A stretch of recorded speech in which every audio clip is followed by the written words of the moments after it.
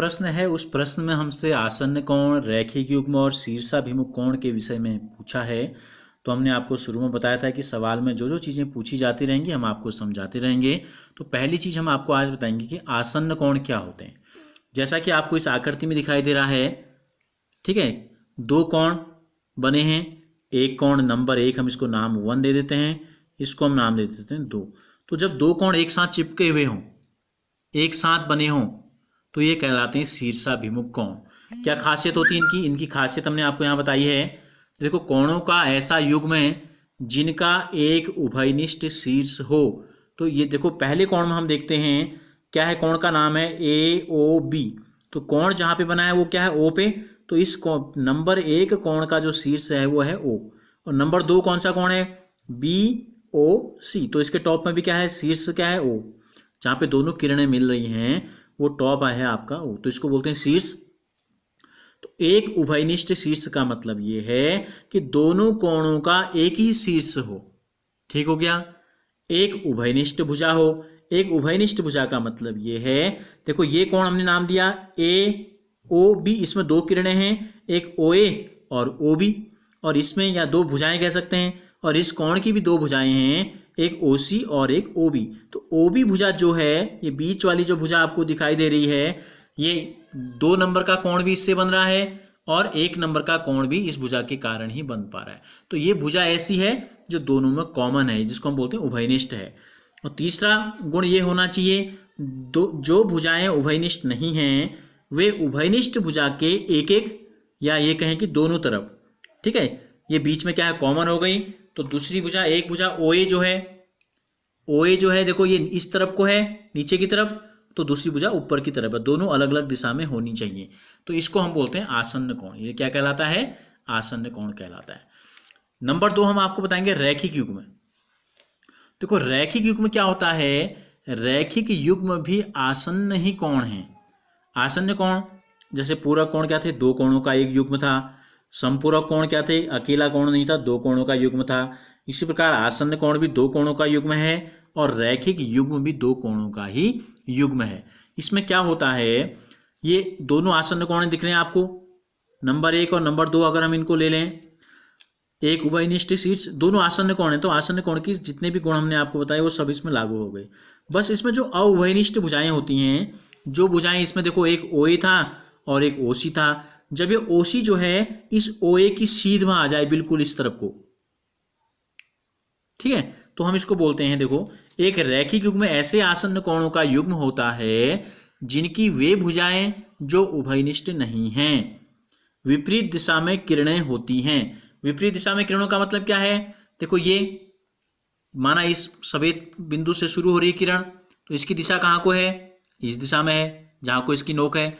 और ये किरण क्या है, यहां से शुरू हो रही है, इस दिशा में है।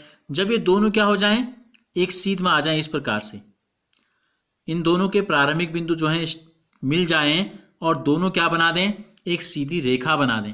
ये दोनों क्या बना दें, एक सीधी रेखा बना दें। तो इस प्रकार का जो आसन्न कोण होता है, जैसे कि आपको इस चित्र में दिखाई दे रहा है, ये तब क्या कहलाता है, रैखिक युग्म कहलाता है। कोण 1 और कोण 2, ये एक किरण OP और एक किरण OR, दोनों ने विपरीत दिशा में बन गई हैं। तो जिनकी वे भुजाएं जो उभयनिष्ठ नहीं हैं, विपरीत दिशा में किरणें होती हैं या एक रेखा का निर्माण करती हैं। और हम इनको क्या कह सकते हैं, ये दोनों कोण संपूरक होते हैं। इसको भी हम यहाँ लिख सकते हैं, 1 और 2 जो हैं, यहाँ पर कोण 1 और कोण 2 जो होते हैं ये संपूरक होते हैं, यानी कि इनको जब जोड़ेंगे तो इनका जो उत्तर आएगा, कोणों का जो योगफल आएगा, वो 2 समकोण यानी कि 180 अंश के बराबर होता है सदैव। आसन्न कोण के दोनों कोण कुछ भी हो सकते हैं, लेकिन रैखिक युग्म में क्या होंगे, दोनों का योगफल हमेशा 2 समकोण के बराबर होगा। अब क्या है, शीर्षाभिमुख कोण। शीर्षाभिमुख कोण क्या होते हैं, देखो, ये एक रेखा है, क्या नाम है इसका, BD, B से शुरू हो रही, D की तरफ जा रही है, और ये A से शुरू हो रही, C की तरफ जा रही है। ये दो रेखाएं एक दूसरे को इस प्रकार से काट रही हैं, तो कितने कोण बन रहे हैं, देखो, 1 2 3 4 ऐसे हम बोल रहे हैं, या 1 2 3 4 कोण बन रहे हैं। तो ये जो आमने सामने के कोण है, देखो, इसके सामने क्या है, कोण ये है, और इसके सामने का कोण ये है। तो ये आमने सामने के जो कोण होते हैं ये कहलाते हैं शीर्षाभिमुख कोण। और ये आपस में बराबर होते हैं। यदि दो रेखाएं एक दूसरे को प्रतिच्छेद करती हैं तो इस प्रकार बने शीर्षाभिमुख कोण, यानी कि शीर्ष के अभिमुख एक दूसरे के सिर के सामने बिल्कुल आमने सामने कोण बराबर होते हैं। सम्मुख कोणों का जो युग्म है ये आमने सामने के कोण यानी कि 1 और 3 मिलकर और 2 और 4 मिलकर इनका मान भी बराबर होगा। 2 बराबर 4, कोण 1 बराबर कोण 3, लेकिन कोण 2 और कोण 4 दोनों एक साथ कहलाएंगे शीर्षाभिमुख कोण और कोण 1 और कोण 3 कहलाएंगे एक शीर्षाभिमुख कोण, या हम इनको ऊर्ध्वाधर सम्मुख कोण भी इनको नाम दिया जाता है। ठीक हो गया।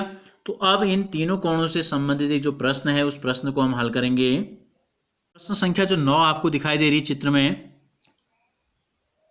प्रश्न संख्या 9 एक चित्र आपको यहां दिखाई दे रहा है। संलग्न आकृति में क्या कोण 1 कोण 2 का आसन्न कोण है? देख लो यहां कोण 1 और कोण 2 दोनों चिपके हुए हैं एक साथ। ओसी क्या है? इन दोनों के बीच में है उभयनिष्ठ भुजा है। इन दोनों का एक कॉमन शीर्ष है ओ, तो क्या लिख देंगे यहां? हाँ लिख देंगे। नंबर 2 में पूछा है क्या कोण एओसी, पर ध्यान से देख लो एओसी कहां से शुरू हुआ? ए ओ सी, यानी कि कोण 1 जो उसको नाम दिया गया है। कोण ए ओ ई का आसन्न कोण है, ए ओ ई का आसन्न कोण नहीं है।